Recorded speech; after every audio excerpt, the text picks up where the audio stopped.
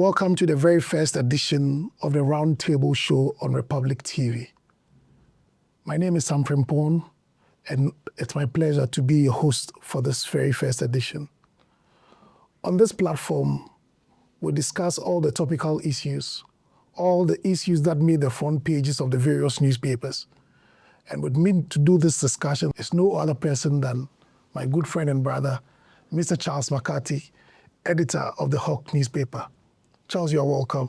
Thank you, Senior. Pleasure to be here. How is life? Just that we can't fault God, but we are struggling. Is there a prophecy on you yet? I mean, we are in an atmosphere of prophecy. You know, our prophets do not see things about poor men. They can only see things about rich men, people of influence. And I hold now. So they won't say anything about me. Okay. Let's start off with the newspapers. We have the United. The front page of the United says, Presby Church commends Brian Echampon. We also have the National Forum, Zuma zooms into Ghana. The Metro Lens, Primpag elects new executives today. On the Punch Africa, Lodina Mahama demonstrates compassion. The Daybreak newspaper, contractor returns to site. The Daily Dispatch, paternity crisis in West Africa countries, 25% of fathers not biological parents, DNA report. That's an interesting one. The Daily Graphic, Ghana begins legal timber export. The Daily Guide, government receives over 200 prophecies. So these are the headlines, and we are going to delve very deep into them. Do you have anything you want to touch on even before we start with the headlines, McCarthy? Nothing really. Nothing really, except that it's a few developing story about Galamsey, seized excavators, and releasing of these excavators is unfolding. So I know by tomorrow the picture will be clear. But talking of Galamsey, Charles, what do you think so far? 8 months into office, government's promise and the fight so far. What do you think? How far have we gotten with this whole fight about Galamsey? We simply do not have the political will to stamp out illegal mining. It is not a fight that cannot be won by a country like Ghana. We defeated polio, we defeated Kosciuszko, we defeated coronavirus. We have defeated wars. How much less this activity that are engaged in by people with addresses, people who have registered companies. It is simply a case that we are not determined to do it. Corruption is what is fueling it. You see, if a kilo of gold is selling around $109,000, you can imagine what 1 kilo can do. The number of people they can't buy, the number of security people they can't seal their mouth not to do the right thing. So I think that we should press further, because Galamsey seems to be defeating us just because individuals are greedy. People's want for quick money is what is fueling. But we know what they are doing is not right, but because they are paying, you will take the money and keep quiet. You will seize the excavator, give it back, and take money. Don't you think after we had our heroes losing their lives in the line of duty, we all knew that whatever they were going there to do was in connection with this whole Galamsey fight? Don't you think after this calamity, there should be a renewed effort on government's part with respect to the fight against this Galamsey menace? Now, if you say renew, it means there is an attempt. At least there's a semblance of an attempt. There's no semblance of attempt. Let's be real. Let's not deodorant the issues. Fact is, what were they going there to do? They were going to Obuasi under the aegis of what do you call it? There's a name. Yes. Skill something. Responsible mining. What is responsible mining? No, what is responsible mining? Under the Mining Act, there is nothing like responsible mining. Under the Mining Act, we have two ways of mining. We are either doing large scale or small scale. There's nothing like community mining. Akufo-Addo and his people came and did this community mining for party boys. You have come with the promise to come and fight it all out. And you are introducing this so-called responsible, and no, it is not in our laws. How was that going to solve people mining in our river bodies? How was that activity going to take care of people entering into our forest reserves? We need solutions. People are entering into our forest reserves. People are mining thin water bodies.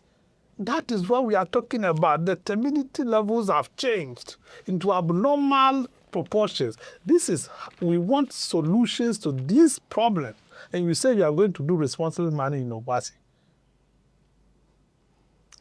I get it. Yes, well, I think one want to focus on that. If you come to just May gone, and June, the Forestry Commission CEO, Dr. Brown, signed 4 forest entry permits. At the time everybody is crying, at the time the whole country says, look, when we have gotten to, government revoke LI 2462 to prevent people from entering our forest. At the very same time, the CEO of Forestry Commission is sitting there signing mining permits into forest reserves. And nobody is talking about that. What is the will? Are we truly fighting illegal mining? You see, we have all the laws. We have Water Resource Commission, we have Mineral Commission, we have we have EPA. All these agencies were supposed to ensure that, look, this license we are giving to you, this permit we are giving to you, you have proven to us that indeed we have the capacity to do responsible mining. We have the capacity to mine according to our laws. Don't go and give license, thereafter you tell me you are going to do responsible. Who are they going to train? The big companies that are engaging in this environmental terrorism were not going to be present. It was going to be the community members, party girls and boys. It's just a way of helping the people who help us to get power. That was all. So I didn't even know why a whole minister, you have to have about 4 or 5 ministers moving from Accra to Obuasi to go and launch this, to the extent that they even wanted the president to go there. It's about time we take things serious as a country. It is not for joke that president has appointed a minister of a region. He said, there's a regional minister in the Ashanti region. We have MCs and what have you. So if need be that you go and land and you need the president's blessing, let the minister of the region go and represent the president. All these things are wastage. Moving helicopter from Accra to Obuasi. Have we talked about the cost involved? No. We appear to be doing things just for the interest of it and not because we want to reach. I think that this issue of Galamsey will take the whole day if we want to delve. Of course. Yes. But one of government responses, which I found very interesting, and on various platforms, I have shared my opinion on it. One of government responses after the crash was the establishment of an office to take prophecies, because right after the crash, we have all these prophecies flooding in from nowhere with everybody in the name of prophecy saying they had seen this thing. They saw it, talked about it. They tried to contact people, and there was nobody to talk to. So as a response, government has set up an office, as it were, to cater for prophecies. And already, the man in charge of prophecies is saying that there are about 200 prophecies so far that are to be vetted. What do you think? Laughable. This is laughable. Why? This is an embarrassment to our country. You see, this regime has institutionalized a national day for prayers, True or false? True. What that means is that there is a relationship that exists between this government and these so-called men of God. So if you have seen anything about the government and the only thing you want to say that the president must come to you, that you've made attempt to read them and you are not getting them, which means you have not done anything serious. Setting up office just to cater for this, for me it is segregational. What happens to the traditional worshippers? What happens to the imams? People see there are those who are not prophet or who don't call themselves prophet. There are others who say they are numerologists or what have you. When you go to social media, you see all manner of people forecasting and predicting anything they do. It is only when we have issues that you will see real videos, whether they are real time recorded or what have you. People trying to just paint the picture for us to accept the reality that indeed they saw this thing, they warned us and that we didn't take. For me, yes, there are those who believe these ones. I am not one of them who think that this thing is anything we should support. So prophecies, why? I don't get it. Where from your confusion? The man has made it clear when you have a prophecy, in order to curb all these people on social media claiming they have prophecies, now an office has been created to take care of prophecies. How can that one also become a problem? You see, let's be realistic, my brother. The man in charge of prophecies at the presidency, talking about Elvis Efriaga, does it have the capacity to vet this prophecy? There are senior prophets there. Who is senior? Why didn't they see? If they are senior, they should have seen or saw this thing and tell us. You did not see. You are senior and sleepy, snoring. You say, let somebody, another man has dressed. Say, bring your dream and for me to vet it. What capacity do you have to vet dreams? I'm sure the vetting has even started because so far, according to Elvis, 80% of the prophecies are just rubbish and do not pass the test of. So you see why I say that this thing is a waste of everybody's time.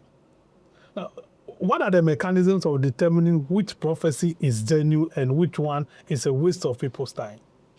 How did they determine that? There are senior prophets in there. Why? Who are they? We want to know them. You see, I think that the charlatanic thing is not supposed to apply to only Agrada. If you apply to everybody who have submitted his or her prophecy for vetting, they are all charlatanic, especially now that we know that about 80% of those are rubbish, garbage. What do we do today? Which are the 20%? How are you going to know them? It's a waste of everybody's time. Tomorrow, Kwaku Bonsam and his group also can say, no, we have also seen something. Are we going to create another office for them? Are we? Are we going to create it when the numerologists start speaking? So, okay, you two bring your... No, we cannot be creating office for everybody. Where do you belong? Me? Yes. See, I believe that God created heaven and earth and gave us life to live. I don't believe that somebody should go and read Bible and explain to me. It is the reason why I attended school. The reason why my parents pay my school fees so I can read the Bible. What knowledge do you have to read Bible and interpret it? If you buy newspaper, you read it. Is that not it? Don't you make sense of it? Do you go to editors to read and interpret the stories they've written for you? Who was there when the Bible was written? Who was there? We were not there. All of us weren't there. Okay. You see, it's a I we are get you. trying I mean, to learn. I get you. Yes, But I want to be. if you read the Bible, you need discernment to understand the good book. So I What believe, discernment? yes. So that is why these prophets what are is still there to guide us. But if you read newspaper, don't you need discernment to be able to tell? What is discernment? People just abuse words. It's an abuse of words. Discernment. Who does not discern? Don't you discern? This program we are doing, aren't we discerning? Do we need special divine grace to do this? No. We don't need special divine grace to do this. We don't need to be called. And in fact, most of them have started talking. I once listened to Abofo when he said, God did not call anybody. It is their own creation that they say, "Nyankopɔn afrɛ me." Ɔfrɛ na wogyina yɛn. Number bɛn nso na ɔfrɛ wo. This was Obofo, Reverend Obofo, Nidata speaking. He said, "Number bɛn na Nyankopɔn frɛ wo so." Okay. It is their own creation. It's a mind game. But Charles, we can't also run away from the fact that religion has contributed very much to our nation's development. You see, no. Before we even to state, before we even get there, is the reason why this country is poor. But it is for religion. It is because many of us have been hypnotized by religion. Can I make just accepted that lucid explanation that in fighting of Galamsey, pastors, religious men must go to Galamsey pit for their Bible. So Charles, I'm saying, but that cannot take us also away from the fact that religion, Christianity, has contributed. But religion is not only. Excuse me, I am mentioning Christianity because that is the faith I subscribe to. So I'm saying that I think that towards our national development, Christianity has contributed significantly. It is not something we can run away from. Christianity of yesterday. Exactly. And not Christianity of today. My Presbyterian church. Yes. So you have Presbyterian schools. You have Roman Catholic schools. Let's talk about the Christianities of today. The one-man churches. What are they doing? Apart from self-glorification, making money, buying cars, flaunting them left and right, pumping their chest and telling us they have the best corals. Can I just link it to an event that took place in Nkwetia last weekend? My church, this Presbyterian church. One of the respected churches. Yes, exactly. Held its 25th General Assembly meeting in Nkwetia. And this time, the whole meeting was hosted by the kind courtesy of Dr. Brian Champon in the Rock City Hotel as well. And a lot of conversations about national development happened. That's why I've been arguing that the church, the Presbyterian church, for instance, still has a significant role to play in contributing to the country's development. So over the weekend, if we can just take a little bite, the church has commended the politician, businessman, for hosting the event in Nkwetia. So even with that, I can still push my arguments that the church is still relevant in national development. Oh, no. Nobody is talking about relevance or not relevance. It depends on how you see it. But let me comment or join thousands of Ghanaians who have commended Honorable Brian Champon for doing the God's work, at least for hosting them for free. He didn't take anything. That is Christianity. Do you get it? He's giving them an accommodation, what they will eat, what they will drink, and what have you, for free. He has done what God would have done if he was present here. Do you get it?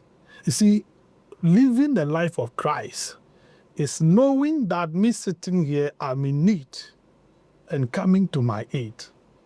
Not waiting for me to come and ask you, for me to come and speak, tell you everything I have to tell you, only to tell me that no, you don't have it. That is not Christ-like. Do you get it? That is it. So for me, it's something worthy of commendation. It should continue. It shouldn't let this be the last. And it shouldn't limit it to only the Presby Church. Or rather, he opens it up to more reasonable. But that's his church. I mean, Presby is his church. Charity begins at home. So we'll give him that credit. I'm only saying that tomorrow, when Catholics also have a faction, he should go there. Because he will need them too. You get it? He's an honorable man. If you go to his area, Betifi, I don't think that you have only Presby people in there. I'm only saying that, yeah, because it is his church, I have no problem he's starting with them. But he should expand it and build the base. So let's know that, okay, why it's for this. That's fine. I'm okay. But the church must refocus. They must redirect their ways of administering Christianity to the people of Ghana. They started well. I don't know what happened on the way. They decided to neglect their core mandate, ceded their authority and power to the politicians. Yeah? And they are now doing business. So most of these churches have hotels. I'm not saying the Presbyterian Church have hotel, but I can tell you there are churches in this country that have built hotels and guest houses. They have schools, but members of their church cannot afford. That's not Christianity. If a church built a school, and you are a member, you have attended the church for a number of years, your son, your daughter should be able to attend that school at a reduced price of, let's say, 30% school fees. Yeah. That is Christianity. That is helping the people. Churches should be interested in building factories and employing members of the church, rather than asking them to bring their CV for you to pray over it for them to go and look for a job. Create the job. You have the means in creating the job. That's what I'm saying. So what's the way forward? To think like that. You mentioned charlatanic activities. Yes. I mean, government thought that they were trying to sanitize a space with the creation of this office. But now it appears that it's even giving room for more prophets. I saw one prophet saying that They should bring them a car fuel and fuel and money to. So what do we do? Should we allow these things to happen? People buying Yesu Moja and not visiting health facilities when they are sick. Should we allow all these things to happen? We should regulate. Can the space be regulated? It can be regulated. There's always a saying that spirituality cannot be regulated and what have you. No, it can be regulated. It can. That is why it is registered. Once it can be registered, it can be regulated. Registering a company, registering an NGO, you are doing it under laws. So you must have regulations to guide you. What can you do and what can you not do? This is what we must do. But we have allowed a space so open that any madman gets up and say, I'm a prophet. Somebody sleeps, wakes up and gives himself a title. If you have money to build a church, to buy one, yes, that is it. Just let me use Agrada for instance. I think you're obsessed with Agrada. No, this is a chief priest. Then that slave woke up one day and started calling herself Evangelist Mama Pat. That she's bought a church, a chapel, and I started preaching. Then Agrada says that she's been called by God. Which God? Which God has called Agrada? And we have many of them in the system. We need to, sanitizing the system, you can only do it with law. Without law, you cannot do it. And we should stop falling to that claim that the matters of spirituality cannot be regulated. Then Dampari's method was okay. These people aren't paying taxes. They make the money. They don't contribute anything. They don't do anything. Keep the money. And some of them invest outside the country. Let's regulate that. They should begin to pay tax. Media men that speak, those of us, you know what we do. This work we do, you write and do this and things that even help build the nation. They claim we are the fourth estate of the realm, isn't it? Yet they still tax us. We pay. Why are others not paying?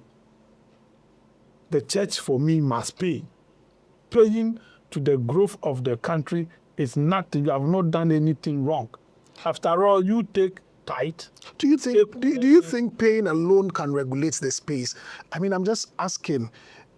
Dampari announced and was arresting people who were giving prophecies that were thought to be creating fear and panic. Yes. Yes. That's what I'm saying. That there are laws. You see, this fear and panic thing, it didn't specify whether spiritually or what have you. If you say something that gives a sense of the feeling of fear and panic, by the dictates of the law, you are culpable.